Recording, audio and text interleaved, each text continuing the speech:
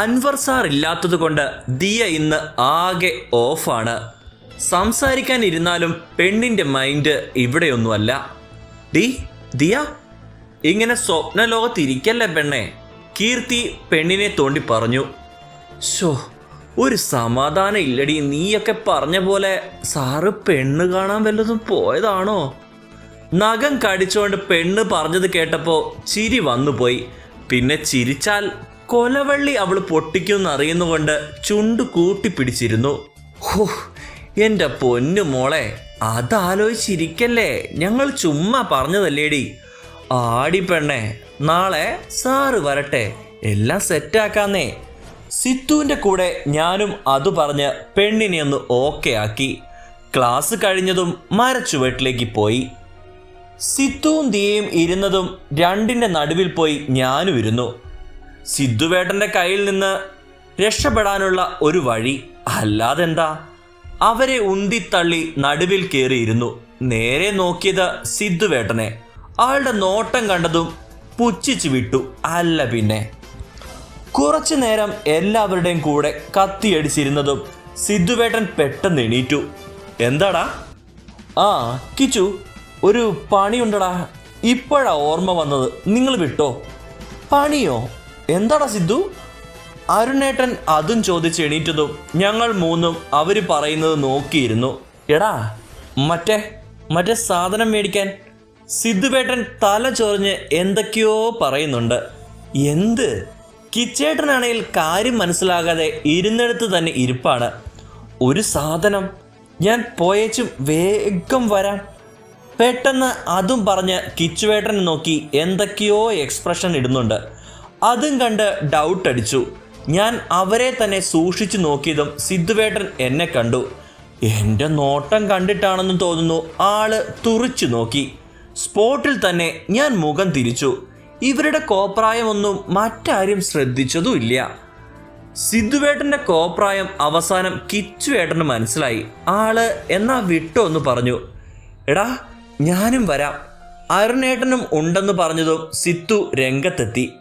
നിങ്ങളൊക്കെ പോയാ ഞങ്ങൾ എന്തു ചെയ്യും? അരുൺ സിത്തുവിനെ വീട്ടിലാക്കിക്കോ. കിച്ചു, കീർത്തിയും പൊക്കോളൂ, ഞാൻ പോയിട്ട് വരാം.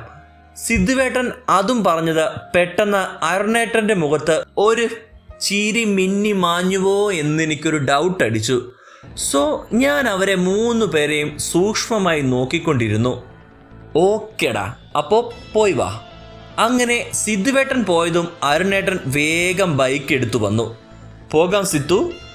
ആ, നിങ്ങളില്ലേ? കീർത്തിയെ നോക്കി സിത്തു. ആ, പോകാം. കീർത്തി അപ്പോഴേക്കും ചാടി എണീറ്റു.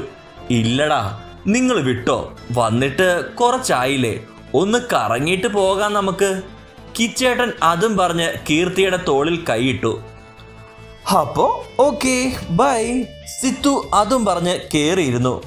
കിച്ചേട്ടനും അരുണേട്ടനും എന്തൊക്കെയോ കാട്ടിക്കൂട്ടി ലാസ്റ്റ് പോയി. മൊത്തത്തിൽ ഇവരുടെ ഓഞ്ഞ എക്സ്പ്രഷൻ കണ്ടതുകൊണ്ട് ആകെ എന്തൊക്കെയോ ഒരു സംതിങ് ഫിഷി അടിച്ചു എനിക്ക്. അവർ പോകുന്നത് നോക്കി നിന്നു. വരട്ടെ, കണ്ടുപിടിക്കാം. അരുൺ സിദ്ധുവിൻ്റെ പ്ലാനാണെന്ന് കണ്ടതും മനസ്സിലൊരു കുളിരി കയറി. സിദ്ധുവിനെ സെറ്റാക്കാൻ ഇനിയും ഞാൻ ശ്രമിച്ചില്ലേൽ പെണ്ണ് കയ്യിന്ന് പോകും. അപ്പോൾ പിന്നെ അളിയന്മാരുടെ കാല് പിടിച്ചേ പറ്റൂ.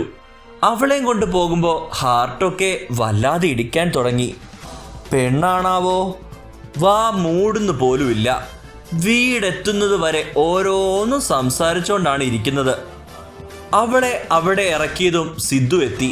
നീ ഇത്ര പെട്ടെന്ന് എത്തിയോ? യാ എത്തി. താങ്ക്സ് അളിയ. നോ അളിയ, നാളെ മന്തി. ഓക്കെ ബൈ, വിട്ടോ.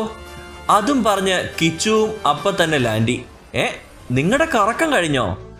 കിച്ചുവിൻ്റെ വണ്ടിയുടെ സൗണ്ട് കേട്ട് ഉള്ളിലേക്ക് പോയ സിത്തു തിരിച്ചു വന്നു. ആ, ജസ്റ്റ് ഒരു ഐസ്ക്രീം, അത്രേ ഉള്ളൂ. കീർത്തി അതും പറഞ്ഞ് മുഖം തിരിച്ചു. എന്തോ നാടാ, ഞാൻ അവനെ നല്ലോണം ഒന്ന് വാരി. ചുമ്മാ ഒരു രസം. ഡാ അരുണേ, ചായ കുടിച്ചു പോകാം ഇനി. അമ്മ വിളിച്ചപ്പോൾ ഭാവി അമ്മായി അമ്മ അല്ലേ, പിണക്കരുതല്ലോ, അതുകൊണ്ട് വേഗം കയറി. വാവ്, നല്ല അസല് പഴംപൊരി. കുറേയായി കഴിച്ചിട്ട്, ക്യാൻറ്റീനിലെ തീരെ പോരാ. അതും പറഞ്ഞ് ഞാൻ കഴിക്കാൻ തുടങ്ങി. വേഗം തന്നെ ബാക്കിയുള്ളവരും വന്നിരുന്നു. അതൊക്കെ തീർത്തു കൊടുത്ത് ഞാൻ തിരിച്ചു. ഇനി പെണ്ണിനെ വളയ്ക്കാൻ എന്തൊക്കെ പ്ലാൻ ചെയ്യണം എന്നാലോചിച്ചുകൊണ്ട്. അനു: എന്തോന്നാ പെണ്ണെ, ഫോണും നോക്കി ഇരിക്കണേ? കുറെ നേരം ആയല്ലോ.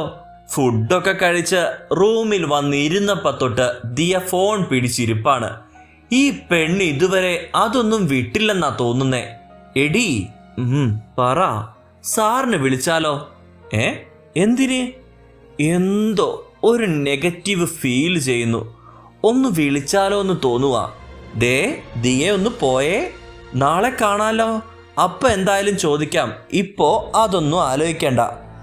എന്നാലും അനു ഒന്ന് വിളിക്കാടി. ഒരെന്നാലും ഇല്ല. വേണ്ടാന്ന് പറഞ്ഞാൽ വേണ്ട. നീ വീട്ടിലേക്ക് വിളിച്ചോ? ഇല്ല. വീട്ടിലേക്ക് വിളിക്കും മോളെ. ഞാനും വിളിക്കട്ടെ, എന്നിട്ട് നമുക്ക് സംസാരിക്കാം. ഓക്കെ? ഇപ്പോ സാറിനെ വിളിച്ചാൽ അത് വൻ പരാജയമാകാൻ ചാൻസ് ഉള്ളതുകൊണ്ട് അതിൽ നിന്ന് പെണ്ണിനെ പിന്തിരിപ്പിച്ചു. വീട്ടിലേക്ക് വിളിച്ചു. വീട്ടിൽ എല്ലാവർക്കും വിളിച്ച് സംസാരിച്ചാൽ തന്നെ ഇവിടെ അനുഭവിക്കുന്ന ടെൻഷനെല്ലാം മറക്കും. അമ്മയോട് പൊതുവെ ഞാൻ എല്ലാം പറയാറുണ്ട്. സിദ്ധുവേട്ടൻ്റെ കാര്യം മാത്രം പറയാൻ തോന്നിയില്ല.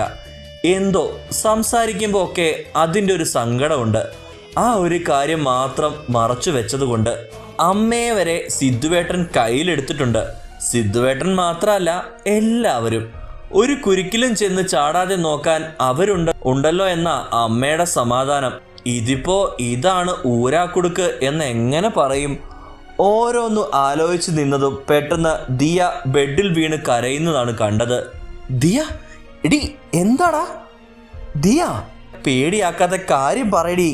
ചോദിച്ചതിനൊന്നും മറുപടി പറയാതെ പെണ്ണ് കിടന്ന് കരഞ്ഞതും കാര്യം അറിയാത്തത് കൊണ്ട് പേടിച്ചിട്ട് എനിക്കും കരച്ചിൽ വന്നു. ദിയ, അറിയാതെ ഞാനും കരഞ്ഞു പോയി. കരച്ചിലടക്കി അവളെ വിളിച്ചതോ പെട്ടെന്ന് അവൾ എണീറ്റ് എന്നെ കെട്ടിപ്പിടിച്ചു കരഞ്ഞു. കാര്യം എന്തായാലും സീരിയസ് ആണെന്ന് അപ്പോൾ എനിക്ക് മനസ്സിലായി. ഒന്നും അറിയില്ലേലും അവളെ കെട്ടിപ്പിടിച്ച് സമാധാനിപ്പിക്കാൻ ശ്രമിച്ചുകൊണ്ട് ഞാനും നിന്നു.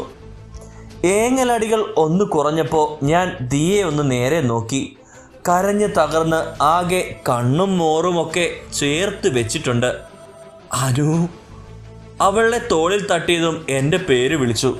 കാര്യം പറ ദിയ. വീട്ടിലേക്ക് വിളിച്ചില്ലേ? അവിടെ എന്തെങ്കിലും പ്രശ്നമുണ്ടോ? ഉമ്മ വിളിച്ചപ്പോൾ കല്യാണക്കാര്യം പറഞ്ഞു. എൻ്റെ പൊന്നു മോളെ, അതിനാണോ ഇങ്ങനെ കരഞ്ഞത്? കുറച്ചു നേരം കൊണ്ട് എന്തോരം ടെൻഷൻ അടിച്ച് ചത്തു ഞാൻ. എടി, സൺഡേ വീട്ടിലേക്ക് ചെല്ലാൻ അവർ ഏകദേശം എല്ലാം അന്വേഷിച്ചു വെച്ചിട്ടുണ്ടത്രേ. എനിക്കൂടെ കണ്ടു പറ്റിയ കല്യാണം ഉടനെ നടത്താനാണത്രേ ഉപ്പയും ഇക്കാക്കമാരും പറയുന്നേ. കരഞ്ഞോണ്ട് പെണ്ണ് വീണ്ടും പറഞ്ഞതോ എന്തു പറഞ്ഞ് സമാധാനിപ്പിക്കണമെന്നറിയാതെ ഞാൻ ഉരുകിപ്പോയി. നിനക്കിഷ്ടായാലല്ലേ? അപ്പം ഇഷ്ടമല്ലെന്ന് പറഞ്ഞോ? അവരങ്ങനെ പറഞ്ഞെങ്കിലും അന്വേഷിച്ച് എല്ലാവർക്കും പറ്റിയത്രേ. അതുകൊണ്ടാ എല്ലാവരും കൂടെ എന്നെ കൊണ്ട് ഇഷ്ടപ്പെടിയിക്കും. എനിക്ക് ഉറപ്പാ. നിന്റെ ഇഷ്ടത്തിന് വാല്യൂ തരുമെന്നല്ലേ നീ അന്ന് പറഞ്ഞേ? അപ്പോ അനക്ക് ഇഷ്ടായാൽ മാത്രമേ നടക്കൂ. അതങ്ങനെയൊക്കെ തന്നെയാണ്.